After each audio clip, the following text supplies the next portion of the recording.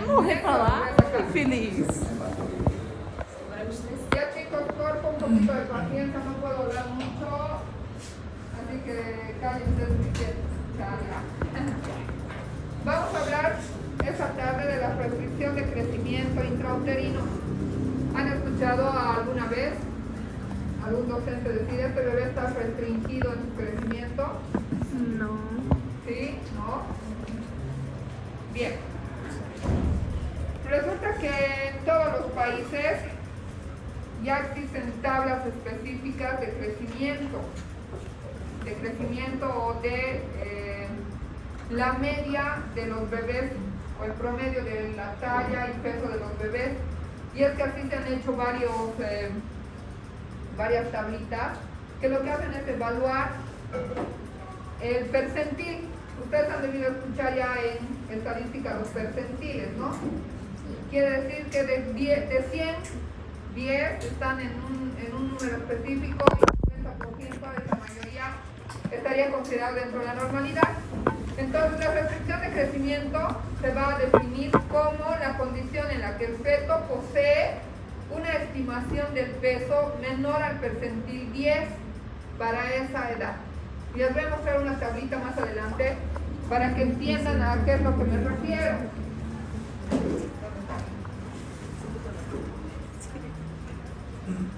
Por debajo entonces del percentil 10 para una población de la misma edad gestacional. Y esta tiene una incidencia de 2.5 al 10%, o sea que de 100 niños, entre 3 y 10 van a tener esta complicación o esta afección. Está relacionada muchas veces con un potencial genético de crecimiento disminuido, o sea que los papás son pequeños y puede ser que por genética también puedan ser pequeños, ¿no? Entonces, para poder nosotros evaluar, vamos a medir a todos los niños o pesar a todos los niños al nacimiento y vamos a clasificarlos. Han debido aprender en pediatría, ¿no? Adecuado para la edad gestacional, pequeño para la edad gestacional o grande para la edad gestacional. Y eso normalmente se hace en todos los países. Pero en general existe esta curva que se llama la curva de Lutsenko-Battaglia, que combina la edad gestacional en semanas y el peso del recién nacido. O sea, lo pesamos al bebé y vamos a poder obtener los percentiles. Todos aquellos bebés cuyo peso se encuentre por debajo de este percentil 10, por debajo, tienen una restricción de crecimiento. O sea, ha pasado algo para que este bebé no se desarrolle como el resto de los bebés, como normalmente debería crecer y desarrollarse, ¿no? Por ejemplo, tenemos un bebé de 38 semanas que tiene un peso de 2000 gramos, ¿no? Entonces combinamos las semanas de gestación con el peso, 2000 gramos. Entonces ese bebé estaría localizado en ese percentil. Si se fijan, está por debajo del percentil 2. Entonces este ha sufrido mucho más restricción que otros. A diferencia de que, por ejemplo, a las 38 semanas, lo normal es que pudiera pesar incluso por encima del percentil 90. Pero todos aquellos que estén por encima del percentil 50 ya se considerarían normal. Por decirles, si el bebé pesa 3550. Entonces, si a las 38 semanas un bebé pesa 3550, está entre el percentil 50 y 90. Eso quiere decir que está adecuado para la edad gestacional. ¿Me entienden, no? A la definición entonces de restricción de crecimiento. Sí. Son todos aquellos bebés que al nacimiento se encuentren por debajo del percentil 10 para su edad gestacional. Y esto no solamente significa que el bebé va a ser más chiquito en talla y en peso, sino que va a estar asociado a muchas más complicaciones y mucha mayor morbimortalidad. Entonces estos bebés tienen 7 a 8 veces mayor mortalidad, más enfermedades, el crecimiento va a estar afectado, el desarrollo físico de estos bebés va a estar afectado Y también puede ser que haya o no un desarrollo intelectual menor, pero no siempre es una regla. Antes se llamaba a sus bebés como retardo de crecimiento intrauterino, pero se entendía como que retardo tenía un retardo en el desarrollo neuronal. Entonces se ha cambiado la definición a restricción y no así a retardo, ¿no? Más que todo se observa en países subdesarrollados y vamos a ir viendo las causas, y no solamente se debe a que la mamá tenga una nutrición deficiente, sino que puede estar también asociado a otras causas, ¿no? Entonces, como les decía, se ha cambiado la definición. Existen dos grandes grupos, o se dividen en dos grandes grupos, aunque son tres, pero los más llamativos, o los dos que se dividen, son el crecimiento simétrico, intrínseco o precoz. Esta restricción es la que se va a dar en los bebés durante el primer trimestre del embarazo. O sea, va a estar más relacionado con factores genéticos o factores que alteran el desarrollo de las estructuras del bebé en las primeras semanas de gestación. Y el crecimiento asimétrico o tardío o desproporcionado es el que se va a presentar en el tercer trimestre. Obviamente en el tercer trimestre las complicaciones van a ser mucho menores porque el bebito ya está formado completamente, adecuadamente, solo que ha habido algún factor que ha hecho que no engorde ni crezca como debería, ¿no? Entonces, entre las causas, como les decía, del tipo 1 simétrico, eso quiere decir que tanto el peso y la talla van a estar disminuidos, pero en el asimétrico, más que todo va a ser el peso y no así la talla la que va a estar alterada. Fíjense ustedes que la mayoría se presenta en el tercer trimestre. El 80% de estos restringidos se presentan o se alteran en el tercer trimestre, especialmente asociado a lo que es una insuficiencia placental. Y eso debido a que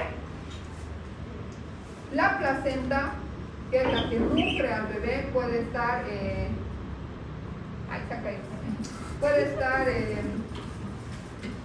ya envejecida, o puede ser que no está dando el intercambio adecuado de sangre al feto, ¿no? Entonces les decía que los órganos afectados en el simétrico, debido a que se presentan en el primer trimestre, puede haber muchas más malformaciones asociadas al desarrollo, como microcefalia, cerebritos pequeños, o sea, es más una causa genética. Y en el tipo asimétrico, la longitud y el cerebro va a estar desarrollado, pero más que todo el peso va a estar disminuido. Y las características celulares, hay una reducción en el tamaño normal de las células. En cambio, en el asimétrico ya les dije que ya está totalmente desarrollado, solamente que por algún motivo el bebé no ha incrementado de peso para lo que se esperaba.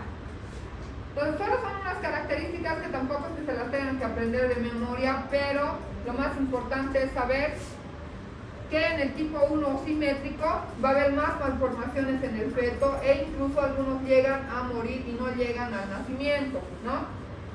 Pero en las otras, en el tipo asimétrico, sí, el crecimiento después del nacimiento puede llegar a estabilizarse y a alcanzar su desarrollo normal. O sea, nadie se va a dar cuenta que ese bebito era restringido. Y existe un tercer tipo, que es el crecimiento intermedio, la restricción de crecimiento intermedia o mixta, que es aquella que se va a presentar a mediados del embarazo, ¿no? Entre la semana 24, 25 a 30. Entonces aquí tenemos una diapositiva que nos muestra los tres tipos de restricción. El tipo 1 simétrico va a estar relacionado con factores fetales, o sea, factores que le afectan directamente al feto, como ser infecciones intrauterinas, el estar expuesto a teratógenos como sustancias, no sé, las que fumigan, las mujeres que trabajan en las peluquerías, ¿no?, que están constantemente inhalando toxinas, o anomalías cromosómicas o congénitas, ¿no? Y muy ligado a factores familiares por la parte genética. El tipo mixto puede deberse ya a una desnutrición en la mitad del embarazo, tal vez la mamá es adicta a las drogas, al tabaco, al alcohol, que también causan una restricción de crecimiento. Y en el asimétrico está más relacionada con factores materno-placentarios, es decir, que la placenta, por alguna causa, especialmente enfermedades que la madre va desarrollando, ya sea por la edad o por los factores de riesgo como la hipertensión, la preeclampsia, la anemia, cardiovasculares, infartos y demás, o embarazos gemelares, hacen que se reduzca el crecimiento debido a una alteración en la placenta, que va a ser la que normalmente debería dar la nutrición al bebé. Ustedes saben que el desarrollo del feto no es lineal, ¿no? O sea, los fetitos no crecen por igual en todas las etapas del embarazo. Han debido ver en embrión que el primer trimestre la cabecita es más grande que el cuerpo, es como un extraterrestre el bebé, ¿no? Si se han fijado las ecografías y demás. Entonces el polo cefálico es el que se desarrolla predominantemente durante la embriogénesis.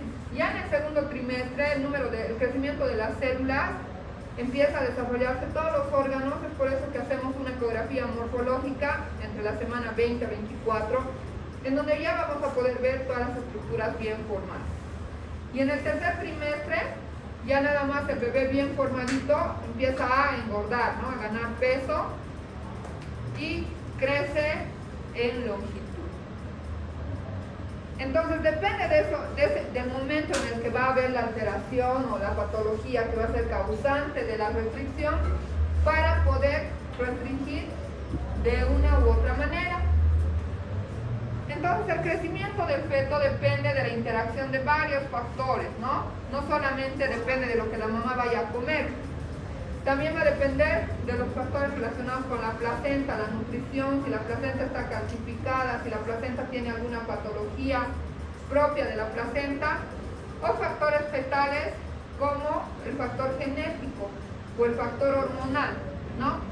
O que también la madre haya sido sometida o estado expuesta a una infección congénita, o que este sea un embarazo múltiple que de lógica reduce la cantidad de sangre que le va a llegar a cada uno de los bebés, o incluso cuando sea un embarazo triple o cuádruple, ¿no? Va a ser mucho menos la cantidad que le va a llegar. Entonces, ya hablando de las causas de la restricción de crecimiento, especialmente para la de tipo 1 o simétrica, se va a deber a alteraciones cromosómicas. Estas pueden ser trisomías como la 13, 18, 21, ¿no? Síndrome de Down, Patau, Turner, o algunos cromosomas en anillo.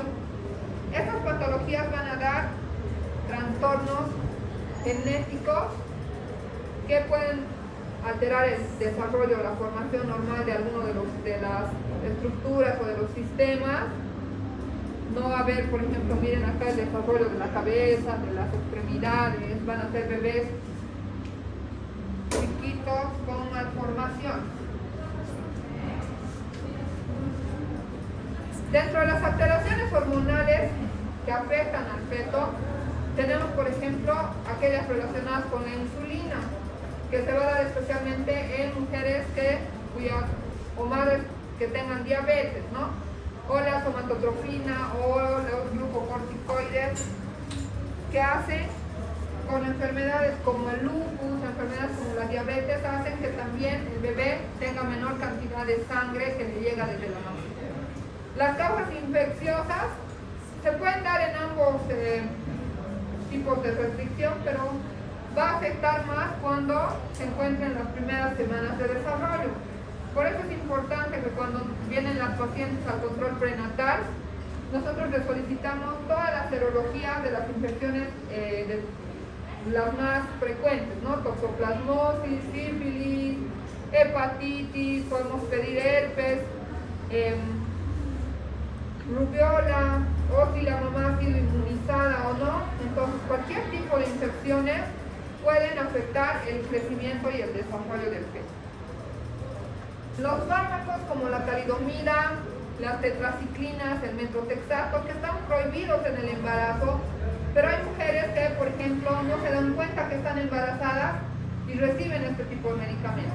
Entonces se ha visto antiguamente, por ejemplo, que se daba la talidomida sin ninguna restricción y había mucho más bebés con pocomelia o mal formados, ¿no? Y ya luego se ha ido buscando la causa y cualquier fármaco de estos podría causar una restricción de crecimiento. El alcohol también, hay algunas mujeres que también no saben que están embarazadas y pueden ir a festejar y no sé, entonces consumen alcohol. Pero no tanto se refiere a que una mujer que ha ido una vez va a presentar restricción de crecimiento, ¿no?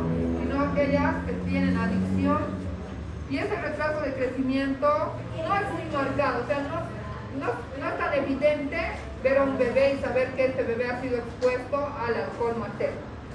Pero si la mamá que es alcohólica, esas mujeres que viven en la calle, por ejemplo, ¿no? Además de estar asociadas a la adicción del alcohol, no van a comer bien, no se alimentan, entonces ahí sí va a ser más evidente la restricción de crecimiento. El tabaco también, aquellas adictas al tabaco deberían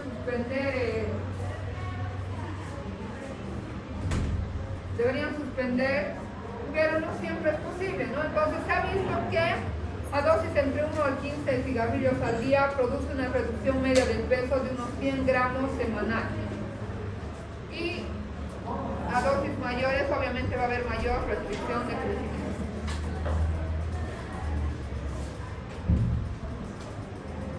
También la cafeína o la teína, ¿no?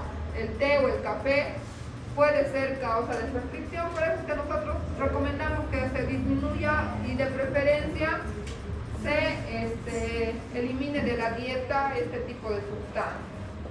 Una taza de café al día, pero todos los días ya es una exposición frecuente, ¿no? Y las enfermedades maternas, la diabetes, la hipertensión, el lupus, la cardiopatía, asma y demás, hacen que la placenta no tenga ese buen intercambio de sangre con el bebé.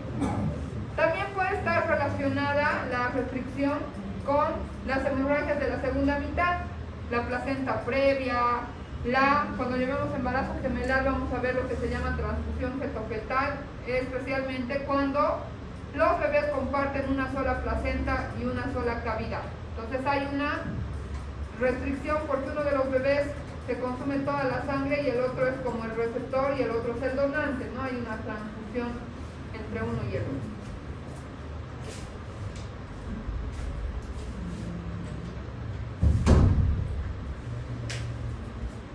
Entonces, chicos, para el diagnóstico prenatal, ya hemos visto que hay varias causas, ¿no? Especialmente las infecciosas o genéticas o algunas enfermedades de la mamá. ¿Cómo es que nosotros nos vamos a dar cuenta que una madre tiene una restricción de crecimiento? Si se supone que todas las mujeres son iguales, ¿y cómo nos vamos a nosotros ubicar qué bebés son más pequeños y cuáles no? ¿Ah? ¿Qué? Altura uterina y peso de la madre. Ah, exactamente. Lo que decía su compañero, la altura uterina y el aumento ponderal de la madre son muy importantes porque nos permiten más o menos estimar el peso fetal. Imagínense una mamá, no sé, de 37 semanas que tenga 20 de altura uterina. O sea, es evidente que no hay una correlación entre la altura uterina y el peso del bebé. Eso nos refleja el estado del bebé o el peso del bebé.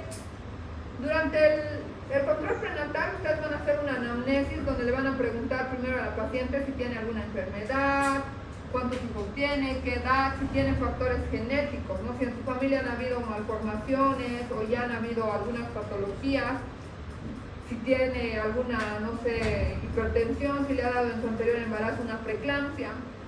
Y va a ser importante también que nosotros hagamos o confirmamos prácticamente la confirmación de la restricción de crecimiento, porque el bebé en la barriguita de la mamá está todo doblado, ¿no? no lo podemos estirar y no sabemos exacto el peso fetal, pero sí la ecografía nos va a medir el peso estimado o el peso real, o tratar más o menos con una variación de entre 400 a 500 gramos del peso que probablemente tenga el bebé. Es importante primero determinar la edad gestacional. Para determinar la edad gestacional, ¿cuáles son las características que vamos a tomar en cuenta? Lo primero es la fecha de última menstruación. Si la mamá está segura de la fecha de última menstruación, ustedes ya han visto que hay cetogramas digitales, hay fórmulas que van a hacer que nosotros lleguemos a calcular la fecha de última menstruación o la fecha probable de parto. Y con esto la edad gestacional, ¿no? Si la mamá no sabe la fecha o no está segura o usaba anticonceptivos o no se acuerda nada, Ecografía antes de las está 12 volada, semanas. entonces vamos a usar Ecografía la ecografía, ¿no? antes de las 12. Y esta tiene que ser de preferencia Antes de las 12 semanas. del primer trimestre o la primera ecografía que podamos haberle solicitado. Lo ideal sería de menos de 12 semanas. La de 5 o 6, esa es la que más real nos va a dar la edad. Y por último,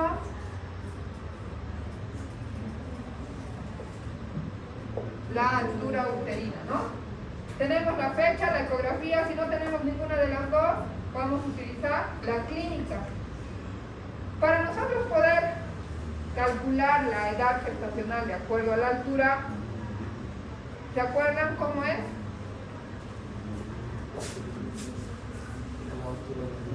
Desde el hueso. Difícil de cubrir. Desde el huesito. Ahí está el hueso, ¿no? La sínfisis del pubis. Nosotros medimos la altura uterina desde la sínfisis del pubis hasta donde llega el fondo, ¿no? Entonces, para términos generales, yo les digo que del ombligo para arriba vamos a aumentar 7 a lo que vayamos a medir, más 7, esa es probablemente la edad gestacional. Por ejemplo, para el término, ¿no? Digamos que tiene una altura uterina de 30 la mamá, más 7, 37 semanas, ¿no? Si tiene una altura de 28, más 7, entonces va a tener 35 semanas. Esto es lo que normalmente nosotros calculamos. Si está por debajo del ombligo, podemos aumentar 5 y cuando es muy pequeñito hasta 3. Digamos que tiene 10, 8 de altura uterina. En esos casos, 8 más 3 más o menos es 10 semanas, ¿no? Ya cuando llega a tener 15 de altura uterina, 15 más 5, 20. Al ombligo casi va a tener 20 de altura uterina, o 15 de altura uterina, y más o menos va a estar de 20 semanas de gestación. Entonces, este es el cálculo aproximado por clínica de la altura uterina. Pero, ¿cómo nosotros nos damos cuenta de que esta altura uterina no es adecuada? Uno, si hemos calculado bien la edad gestacional, resulta que nos sale que por el cálculo de la fecha y de la ecografía salían 38 semanas. Pero la mamá tenía una altura uterina de 25. 25 más 7, 32.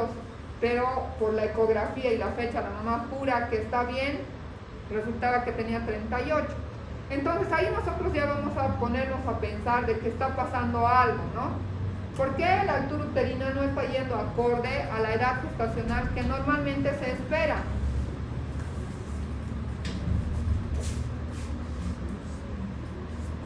Entonces, debemos investigar los factores de riesgo. Vamos a ir a descartar cada una de las patologías, ver si la mamá no es adicta a sustancias, no tiene hipertensión, no tiene diabetes, algún factor genético que ha estado expuesto a alguna droga, alguna sustancia, y hacemos las serologías específicas, esto especialmente en los primeros controles prenatales, ¿no? Y también es importante saber el nivel socioeconómico. ¿Qué tal y la mamá no ha estudiado, vive en una casita, en un cuarto entre sus 10 hijos, no se nutre adecuadamente, eso ya nos va a ir orientando a que es un factor de riesgo, ¿no? Entonces ahí nos vamos al examen obstétrico, lo que les decía, la medición de la altura uterina para poder estimar más o menos la edad gestacional. La observación y la palpación del abdomen, las maniobras de Leopold, nos van a dar la idea de que es un feto pequeñito para esa supuesta edad que hemos calculado, ya sea por fecha de última menstruación o por ecografía. Y también el peso materno, ¿no? Si la mamá es una mamá pequeñita y flaquita de menos de 45 kilos y el aumento de peso es menor a 1 kilo en el segundo y el tercer trimestre, también existen unas tablas del desarrollo del peso, ¿no? O de la altura uterina con las semanas de gestación. Eso nos da también percentiles, nos muestra más o menos que a las 39 semanas, por encima del percentil 10, la altura uterina debería ser de 29, ¿no? Lo ideal 30, 31.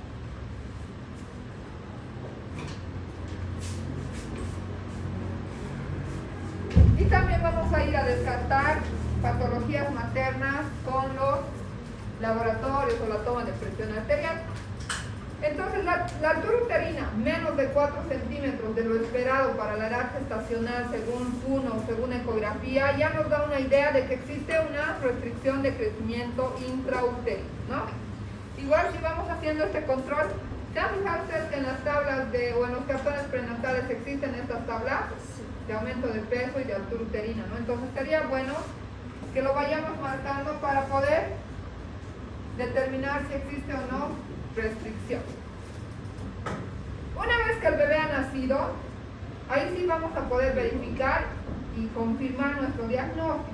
Obviamente si lo captamos en las primeras semanas o a mediados del embarazo, tenemos que hacer algo para tratar esa patología o tratar esa causa y evitar que el bebé siga restringiéndose, porque no solamente es el hecho, les decía, que el bebé va a ser pequeño en talla y en peso, sino que va a tener alteraciones a nivel cerebral, a nivel abdominal o en las estructuras, en los órganos, en el desarrollo. Entonces, cuando nosotros hagamos el examen clínico, el peso de un bebé, también vamos a tener tablas, esto ya es para los pediatras, ¿no? Tablas que nos muestran dentro de qué percentil está este bebé. Eso especialmente para brindarle un apoyo durante su desarrollo en los primeros 5 años, ¿no? ¿Será que necesita nutrientes? ¿Será que necesita alguna estimulación, fisioterapia y demás? Y aquí vean que también se han hecho tablas de acuerdo a la edad gestacional del bebé al nacimiento. Si ven ustedes, el percentil 50 para el embarazo de término por encima de 37 semanas tiene que ser mayor de 3 kilos. Aunque el peso normal, ¿saben cuál es? ¿Se acuerdan? ¿Cuánto se espera que un bebé sea normal para la edad gestacional? ¿Cuánto de peso debería tener? 3 kilos 500. ¿Qué? 3 kilos 500. De 2.500 hasta 4.000. Sí, hasta 4.000 se puede esperar, ¿no? Hasta 3.500, pero este es un peso ideal. Vean ustedes que el percentil menor o menos de 10, 2.500, ¿no? Ya está todavía pequeñito para la edad gestacional. Y ya por encima de 4 kilos también son bebés grandes para la edad gestacional. Dentro del diagnóstico prenatal se podría hacer el estudio del líquido amniótico para poder determinar especialmente si hay malformaciones genéticas o cromosómicas. Por eso están haciéndose o se desarrollan cada vez más técnicas más modernas como las funciones del líquido amniótico, cultivos de velocidades coriales y demás, ¿no? Pero lógicamente es un factor de riesgo de muerte y mortalidad porque no a todas las mamás les vamos a ir a pinchar ecoguiada para sacarle el líquido amniótico y hacerle los estudios, ¿no? Pero se ha visto que los bebés con restricción de crecimiento tienen un oligoamnios y vamos a verlo en el tema de alteraciones del líquido amniótico la siguiente semana. Esos bebés van a tener menor cantidad de líquido y también va a haber menor altura uterina, ¿no? Y es también un diagnóstico diferencial el que tenemos que hacer no significa que toda altura uterina pequeña es sinónimo de restricción de crecimiento. Puede ser que la mamá haya tenido una ruptura de membrana y haya perdido líquido, que también disminuye la altura uterina. El polidramnios, al contrario, es la exagerada cantidad de líquido amniótico. Y en algunas mujeres que nosotros vayamos a medir, resulta que su bebé es pequeñito, está flotando en el líquido y pensamos que es un bebé normal, pero resulta que la mamá tenía diabetes y ese es un factor de riesgo para tener un polidramnios, o sea, líquido amniótico exagerado, ¿no? Entonces hay que saber hacer un diagnóstico diferencial para poder saber la causa específica. Les decía, chicos, que la ecografía es la que en realidad nos confirma o nos descarta si es que existe o no una restricción de crecimiento, porque no siempre la medición de la altura uterina va a ser exacta. Imagínense que hay una paciente obesita con bastante tejido adiposo que nos hace creer que tiene una buena altura uterina, o cuando ustedes todavía no están adiestrados en hacer buena toma de las alturas uterinas, entonces ese va a ser un factor que nos puede hacer falsos positivos o falsos negativos. Entonces, la ecografía con la medición de la biometría fetal, es decir, el perímetro cefálico, el perímetro abdominal, la longitud del fémur y otras estructuras que el ecografista mide, y las máquinas que ya están mucho más desarrolladas, que directamente nos muestran cuánto de peso estimado tiene, ¿no? Entonces ahí está la circunferencia craneal, la longitud del fémur, la circunferencia abdominal, esa que nos va a determinar si hay o no restricción de crecimiento. Igual los ecografistas ya tienen sus tablas establecidas, ¿no? Si calculan un peso menor, les van a poner en la ecografía probable restricción o tomar en cuenta la restricción de crecimiento. La restricción se puede dividir en casos leves, moderados o severos, ¿no? Todos aquellos bebés que se encuentren por debajo del percentil 10, entre el percentil 10 y el percentil 5 y 10, mejor dicho, van a ser los restringidos leves. Por debajo del percentil o entre el percentil 5 y 2 tienen una restricción moderada, y por debajo del percentil 2 ya van a ser demasiado pequeñitos para la edad gestacional. Puede ser que haya una alteración o una discordancia entre la circunferencia craneal con la circunferencia abdominal, pero eso lo mide el ecografista para determinar, ¿no? Y no solamente es que nos va a decir el tamaño fetal o el tamaño de la cabeza o del fémur y del abdomen. Ya les he ido hablando muchas veces de lo que es la ecografía Doppler, ¿no? La ecografía Doppler actualmente nos es de mucha ayuda a los obstetras porque nos permite evaluar el bienestar fetal sabiendo los flujos sanguíneos. Mide la arteria uterina, la arteria umbilical y la arteria cerebral del bebé. Eso significa que nos está mostrando de forma real cuánta sangre le está llegando de la arteria uterina, o sea, del útero al bebé o a la placenta, hacia el cordón umbilical y a nivel cerebral. Cuando ya existe una alteración de la arteria cerebral, es decir, que hay menos flujo o hay un flujo reverso, digamos que la sangre que le está llegando al cerebrito del bebé debería ser todo hacia arriba, pero si hay un flujo reverso, eso ya es patológico. Quiere decir que al bebé no le está llegando la suficiente sangre al cerebro y el bebé va a tener una hipoxia y un daño cerebral, ¿no? Esto se puede realizar ya desde la semana 25, ayuda a establecer fácilmente si existe o no una alteración placentaria, porque hemos dicho que la placenta es la que nos permite el intercambio sanguíneo entre la mamá y el bebé. Entonces, si existe una alteración o un flujo anormal, quiere decir que la placenta no está cumpliendo su trabajo y el bebé va a entrar en un sufrimiento fetal y no está bien dentro del útero, ¿no? Y con eso nosotros vamos a determinar cuál es el momento preciso y exacto de interrumpir el embarazo antes de que el bebito se nos muera allá adentro.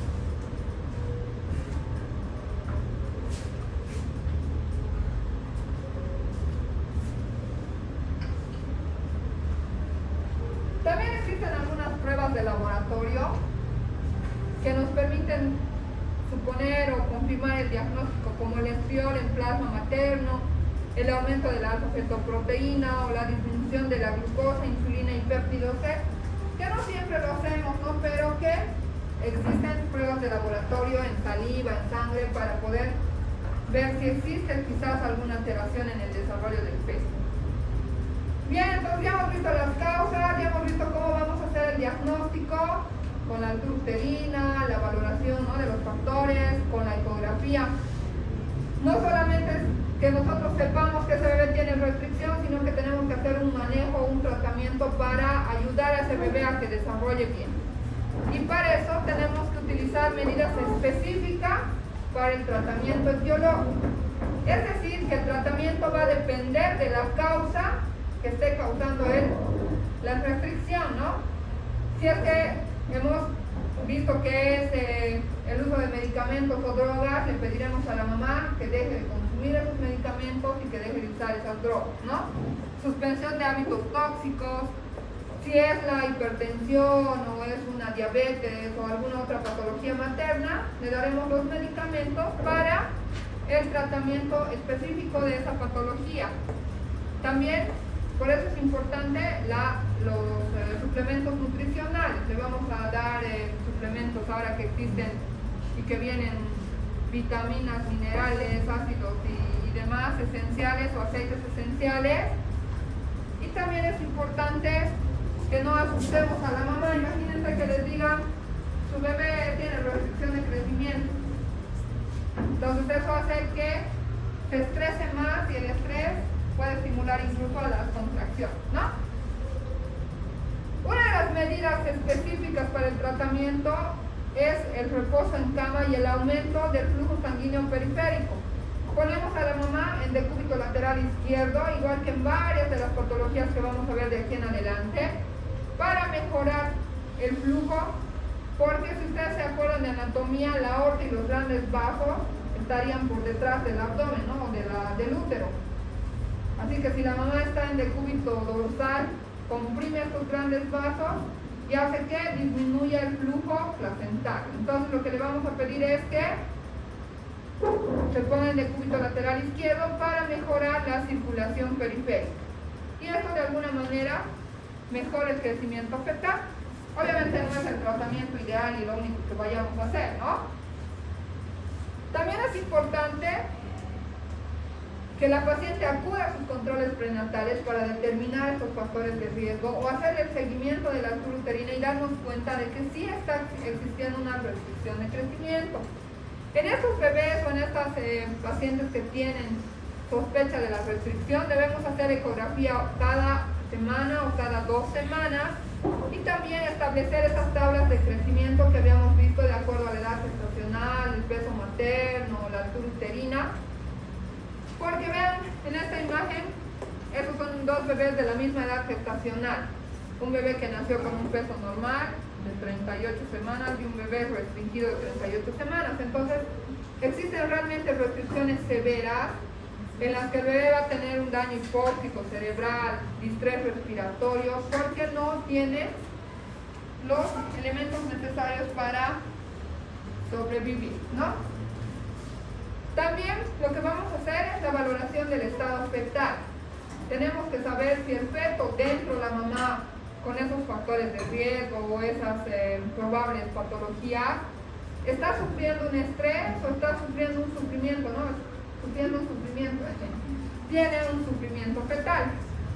Van a ver en el tema del sufrimiento fetal y en todas las patologías, chicos, que la placenta y el flujo sanguíneo materno placentario, es decir, lo que le llega de la mamá, del útero al bebé, es muy importante para no solo el desarrollo, sino también el grado de oxigenación que le llega al bebé. Entonces, los bebés que no tienen un buen estado fetal, un bienestar fetal, debido a la poca sangre o la poca oxigenación, van a tener un daño cerebral o un daño orgánico o incluso pueden llegar a morir. Y también pasa lo mismo en estos bebés de restricción. Por eso es que le vamos a hacer nosotros un registro cardiotocográfico. el que ya hemos aprendido esas ondas, de ver si hay contracciones, si la frecuencia cardíaca es adecuada para la edad o adecuada dentro de los límites normales, podemos someterlo a cardiotocografías con estrés, es decir, colocarle oxitocina y con las contracciones ver cuánto baja su frecuencia cardíaca. También vamos a solicitar una ecografía Doppler, podemos pedirle a algunos laboratorios o podemos hacer amnioscopías con obtención de líquido amniótico, que les he dicho que no se hace de rutina a todos, ¿no? Pero esto nos permitiría también hacer pruebas de madurez fetal que nos ayuden a determinar cuál es el momento exacto para poder interrumpir el embarazo. Y ahora, ¿cómo vamos a hacer? ¿Ustedes creen que la restricción es una indicación absoluta de cesárea? No va a depender mucho del bienestar del feto y de las condiciones maternas para un parto o una cesárea. Entonces siempre vamos a monitorizar, igual que al resto de los pacientes, la frecuencia cardíaca, el pH, la cardiotocografía, el Doppler, y podemos realizar la extracción fetal por parto o por cesárea. Cuando es un bebé chiquito, de bajo peso, algunas literaturas dicen que es mejor obtenerlo por cesárea debido al mayor daño que vamos a tener al comprimir la cabeza fetal durante el trabajo del parto, ¿no? Pero eso es controversial, hay que ver, hay que determinar varios factores, porque algunas mamás que ya han tenido 4 hijos no les vamos a poder convencer de que este bebé va a sufrir más naciendo por abajo, o que cuando es pretérmino también, por ejemplo, comprimimos la cabecita, que es más como de cartílago, ¿no? Y se presiona la cabeza y se pueden dañar las neuronas, pero la restricción no es una indicación absoluta de cesárea, a no ser que esté en un sufrimiento fetal agudo. En ese caso, sí o sí vamos a hacer una cesárea de emergencia. Entonces, ¿cuándo vamos a decidir interrumpir o hacer una cesárea o un parto? Cuando hayamos evidenciado que hay una detención del crecimiento. Hacemos una ecografía, de aquí a una semana el bebé no ha crecido nada o más bien ha disminuido de su peso, quiere decir que el daño está siendo mucho mayor, entonces preferimos hacer una cesárea. Cuando el Doppler tenga flujos alterados, ¿no? Les he mostrado los flujos reversos. Cuando el perfil biofísico esté alterado, o si a la evaluación del líquido amniótico hay un oligoamnio severo o absoluto, o sea, no hay líquido amniótico. O hay una patología materna que condicione la interrupción, por ejemplo, una eclampsia, un DPPNI, otra causa, pero que también esté con una restricción de crecimiento. No solamente le vamos a hacer la evaluación a la mamá durante el embarazo, sino que también vamos a hacer un diagnóstico neonatal. Eso les decía, lo va a hacer el pediatra, evaluando el peso fetal al nacimiento, ¿no? Y para eso también existen unas tablas de crecimiento y desarrollo, que seguro ya lo han conocido en pediatría, ¿no? Que nos permiten saber si el bebé es pretérmino, de término o postérmino, y si el peso es pequeño para la edad gestacional, normal o adecuado para la edad gestacional, o grande para la edad gestacional. Vean que también existe un percentil 10 para un embarazo de 39 semanas, por ejemplo. Por debajo de 2,500 para 39 semanas, este ya puede ser un bebé pequeño para la edad gestacional o restringido en su desarrollo, ¿no?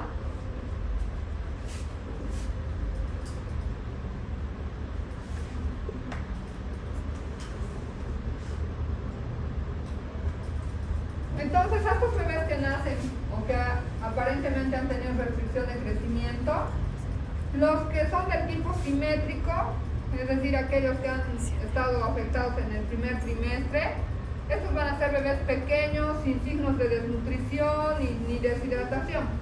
O sea, se ha compensado, o puede ser que su patología ya ha mejorado y ha ido creciendo más adelante ya normal.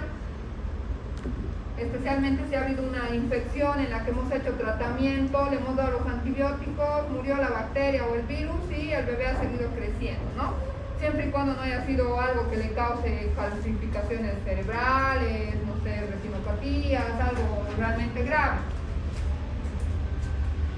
Pero los bebés con restricción de crecimiento asimétrico, es decir, aquellos bebés que en el tercer trimestre recién han empezado a afectarse su peso, van a tener signos de deshidratación y desnutrición, o sea, van a ser unos bebés flaquitos, con la piel arrugada, pueden haber signos de maceración, puede ser que no tengan la grasita que los cubre, ¿no? El vermis gaseoso, o tiene signos de pliegue, o con el sufrimiento crónico al cual se ha sometido el bebé, puede ser que haya liberado sus esfínteres y ya haya meconeado un poco, y esto le da una coloración verdosa o amarilla al líquido amniótico, su cordón puede estar teñido, sus uñitas pueden estar teñidas amarillentas o verdosas. Eso nos hace pensar que ha habido un sufrimiento crónico, o sea que a lo largo de su embarazo la mamá le ha dado menos sangre, menos oxigenación y el bebé ha ido compensando, pero ha llegado a nacer, ¿no? El abdomen puede estar deprimido y esto lo va a hacer la evaluación el pediatra o el neonatólogo, pero obviamente ustedes también, como médicos generales o si son obstetras o ginecólogos, van a poder hacer esa evaluación, ¿no? Y la placenta, en la restricción simétrica, va a ser pequeña, no tiene lesiones, no hay calcificaciones. En cambio, en el asimétrico, la placenta va a estar calcificada, puede tener infartos, no va a estar como coágulos en medio de la placenta. Y todas las placentas, de aquellos que sospechamos, en realidad todas deberían mandarse a patología, pero especialmente aquellas en las que hemos sospechado de una restricción, para poder confirmar, podríamos mandarlo al estudio histopatológico, ¿no? Igual al bebé le vamos a hacer todos los laboratorios que se pueda hacer, hemoglobina, hematocrito, ver si ha habido una anemia. Una anemia materna también puede reflejarse en una anemia fetal, ¿no? Puede ser que haya habido también una incompatibilidad de grupo factor, puede ser que el bebé tenga hipoglicemia, hipoinsulinemia, disminución de algunas sustancias o enzimas, hipoproteinemia, IgG, IgM bajas, porque ha estado expuesto a un sufrimiento o a una agresión durante todo el embarazo. Y para el tratamiento de estos bebitos que nacen pequeños, flaquitos, muchas veces van a necesitar una terapia neonatal con una incubadora, no porque sean pequeños en la edad gestacional, o sea, no porque sean prematuros, sino porque van a necesitar una ganancia de peso, proteínas, ¿no? Hacer que su músculo, su tejido mejore. Vamos a proporcionarles ambientes térmicos adecuados, porque estos bebés flaquitos, sin grasita o sin músculo, van a tener más tendencia a la hipotermia. Ya han visto que en pediatría que es peligroso, ¿no? La hipotermia en los bebés. También podemos tener bebés que hagan hipoglicemia, entonces van a necesitar una solución endovenosa glucosada. También podemos administrarle oxígeno para poder compensar. En casos en los que necesiten una intubación, vamos a hacerlo con CPAP, con presión intermitente, en las maquinitas de terapia intensiva. Es importante hacerles un control de laboratorio, ver si hay alguna infección, o si es que necesita una transfusión o alguna otra medida específica, realizarla en el área de neonatología. Pues les decía, chicos, que estos bebés no solamente significa que son bebés flaquitos y pequeñitos, ¿no? Que tienen talla baja y peso bajo, sino que también pueden estar más en riesgo de tener patologías como neumotórax, neumomediastino, neumonías, porque no tienen las defensas adecuadas, o también hipertensiones pulmonares. Y posteriormente, estos bebés no significa que se van a quedar chiquititos y enanitos, ¿no? Van a seguir creciendo, y aquellos que tuvieron una restricción en el primer trimestre, sus valores de talla y peso van a ser menores de los demás niños o adultos de sus generaciones. Y los asimétricos casi siempre, como solo ha sido que no han engordado mucho, porque no ha comido bien su mamá, mentira, entonces estos van a empezar a comer por sí solos, van a tomarse toda la leche, y a los 6 meses ya van a tener un crecimiento crecimiento y un desarrollo normal, ¿no?